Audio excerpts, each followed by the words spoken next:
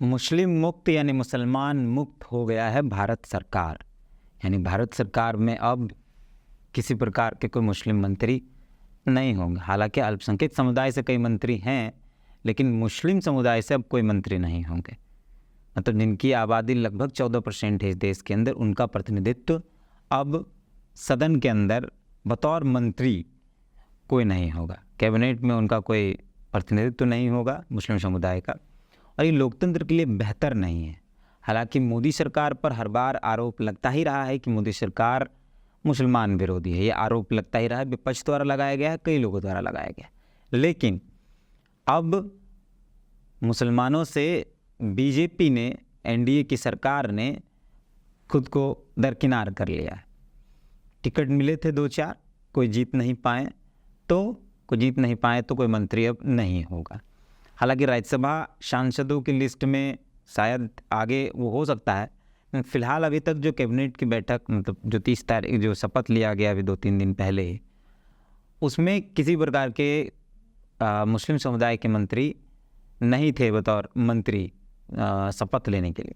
तो आखिर 2014 से अभी 24 तक इन 10 सालों के सफ़र में पहले मुस्लिम समुदाय के मंत्री हुआ करते थे मोदी सरकार में भी, लेकिन अब नहीं। और ये भारत की 75-80 साल के इतिहास में पहली बार ऐसा हुआ है कि जब कोई सरकार बनी है और किसी प्रकार का कोई भी मुस्लिम मंत्री वहाँ नहीं होगा। इवन अटल बिहारी की सरकार में भी एक मुस्लिम समुदाय से मंत्री हुआ करते थे। 14% की आबादी उनका प्रतिनिधित्व हुआ करता था। हम उसी पर थोड़ा आपको ब्रीफ करने आए हैं कि आखिर 2014 में कितने सांसद थे बीजेपी के पास, या उनके एनडीए गठबंधन के पास मंत्री कितने थे, और 19 में क्या स्थिति है, अब क्या है। वो धीरे धीरे घटा है, अचानक नहीं घटा है। 14 में कुछ थे, 19 में कुछ थे, और अब 24 में तो एकदम समाप्त हो गए हैं। नरेंद्र मोदी ने तीसरी बार शपथ ली है अपने इस जीवन काल में प्रधानमंत्री की, और ये पूरे भारत के दूसरे ऐसे प्रधानमंत्री जिन्होंने तीसरी बार शपथ ली है। और नरेंद्र मोदी के जिस पूरे मंत्री का मंडल जो है उसमें 71 मंत्रियों की लिस्ट है, जिसमें केंद्रीय मंत्री और राज्य मंत्री तमाम लोग हैं। और लेकिन इसमें एक भी मुस्लिम चेहरे नहीं है, एक को मुस्लिम चेहरा को भी जगह नहीं मिल गया। जो आज़ादी के बाद एकदम पहली बार ऐसा कुछ हुआ है। और ये लोकतंत्र के लिए, संविधान के लिए, तमाम चीज़ों के लिए अच्छा नहीं है कि 14% की आबादी जिनकी है उनका अपना कोई प्रतिनिधित्व नहीं। लेकिन ये ऐसे अचानक समाप्त नहीं हुआ है, ये धीरे धीरे समाप्त है। 2014 में जब मोदी जी पहली बार प्रधानमंत्री बने और कार्यकाल में जब पहली बार मोदी जी आए, तो उस समय मंत्रिमंडल में नजपा हेपतुल्ला, एमजे अकबर, मुख्तार अब्बास नकवी के रूप में 3 मुस्लिम मंत्री बनाए गए थे। और बाकायदा नजमा हेपतुल्ला कैबिनेट मिनिस्टर थे, बाकी ये लोग राज्य मंत्री और तमाम लोग। 2019 में जब दोबारा प्रधानमंत्री बने ये नरेंद्र मोदी, तो फिर नकवी साहब को, मुख्तार अब्बास नकवी को दोबारा मंत्री पद में जगह मिली थी कैबिनेट में, और उनको राज्यसभा के थ्रू भेजा गया था। हालांकि उन्होंने 2022 में राज्यसभा का पद छोड़ दिया और मंत्री पद भी छोड़ दिया। मतलब कार्यकाल पूरा हुआ तो वो छोड़ दिए, ख़त्म हो गया उनका कार्यकाल, तो मंत्री पद ऐसे भी छूट गया। इसके बाद मैंने 22 के बाद अभी तक की जो तीसरी सरकार बनी, तब तक किसी प्रकार के मुस्लिम मंत्री उस कैबिनेट में भी नहीं थे और इस नए कैबिनेट में नहीं है। तो 3 मुस्लिम मंत्री थे पहले, और अब वो 0 पर हो गया। जनसंघ से जनता पार्टी और जनता पार्टी से बीजेपी, पार्टी में मुस्लिम लीडर्स हुआ करते थे, कई मुस्लिम नाम हैं। इवन अटल बिहारी वाजपेयी की सरकार में भी सिकंदर बख्श, आरिफ बेग, मुख्तार अब्बास नकवी और शहनवाज हुसैन जैसे लोग हुआ करते हैं। सिकंदर बख्श और आरिफ बेग को तो बीजेपी के संस्थापक सदस्यों में माना जाता है। शहनवाज हुसैन और नकवी जैसे नेता बीजेपी के टिकट पर लोकसभा चुनाव जीत चुके थे, और शहनवाज 3 बार लोकसभा चुनाव जीते हैं, शहनवाज हुसैन।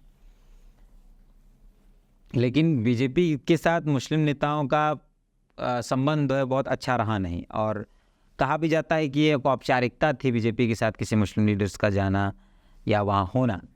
हालांकि इस बार जब हम 2024 के चुनाव को देखेंगे, अल्पसंख्यक जो मंत्री हैं जिसमें बौद्ध, सिख और मुस्लिम और ईसाई, ये तमाम समाज के जो लोग आते हैं, उसमें 5 अल्पसंख्यकों को मंत्री बनाया गया। इसमें से किरेन रिजिजू, हरदीप पुरी को कैबिनेट मंत्री बनाया गया, रणदीप सिंह बिट्टू, जॉर्ज कुरियन और रामदास अठावले को राज्य मंत्री करा। इसमें से एक बौद्ध हैं, सिख हैं और ईसाई हैं। रिजिजू जी बौद्ध धर्म से आते हैं, कुरियन ईसाई धर्म से आते हैं, हरदीप पुरी और बिट्टू सिख समुदाय से आते हैं और रामदास अठावले बौद्ध धर्म से आते हैं। तो ये है, लेकिन मुस्लिम समुदाय का कोई नहीं है वहाँ पे, किसी प्रकार का कोई प्रतिनिधित्व मुस्लिम समुदाय का नहीं है। और अगर हम इस एनडीए सरकार, ओवरऑल बीजेपी को हटाकर पूरे एनडीए को देखें, तो एक भी ऐसा मुस्लिम चेहरा नहीं है जो चुनाव जीत पाया। कोई भी एक मुस्लिम चेहरा नहीं है जो चुनाव जीत पाया है। इवन पिछले चुनाव में 27 के मुकाबले में इस बार 2014 के 24 के चुनाव में 23 मुस्लिम प्रत्याशी उतारे गए थे और 23 मुस्लिम प्रत्याशी जीत कर गए हैं। पिछले बार 27 मुस्लिम प्रत्याशी थे, इस बार 23 जीत के गए। कांग्रेस ने 19, सपा ने 4 और आरजेडी ने 2, टीएमसी के 6 और बसपा ने 22 प्रत्याशी मैदान में उतारे थे, जिसमें से 23 जीत कर गए हैं सब मिला के ओवरऑल। एनडीए ने 4 मुस्लिमों को टिकट दिया था, यानी जदयू, टीडीपी और वे तमाम जो लोग हैं उन्होंने 4 मुस्लिम को टिकट दिया था। बीजेपी से 1, जदयू से 1 जिसमें थे, लेकिन कोई भी जीत कर नहीं गया। 2024 में पश्चिम बंगाल से 6, जम्मू कश्मीर से 3, बिहार केरल से 2 मुस्लिम सांसद हैं। लक्षद्वीप, असम, तमिलनाडु, तेलंगाना, लद्दाख से 1 मुस्लिम उम्मीदवार जीतकर सांसद बन के आए। एनडीए की किसी भी सहयोगी दल से कोई मुस्लिम समुदाय का सांसद जीतकर सदन नहीं पहुंच पाया है। जदयू, टीडीपी और एलजेपी से कोई मुस्लिम ना ही लोकसभा सदस्य बन पाया और ना ही उनके पास राज्यसभा का कोई सांसद है। गुलाम अली खटाना राज्यसभा सांसद हैं जो जम्मू कश्मीर से आते हैं और बीजेपी का दावर नेता माने जाते हैं। हालांकि बीजेपी चाहे अगर तो उनको मंत्री बना सकती है, लेकिन अभी तक तो नहीं बनाया है। आज़ादी के बाद ये पहली ऐसी सरकार है जहाँ मुस्लिम मंत्री नहीं।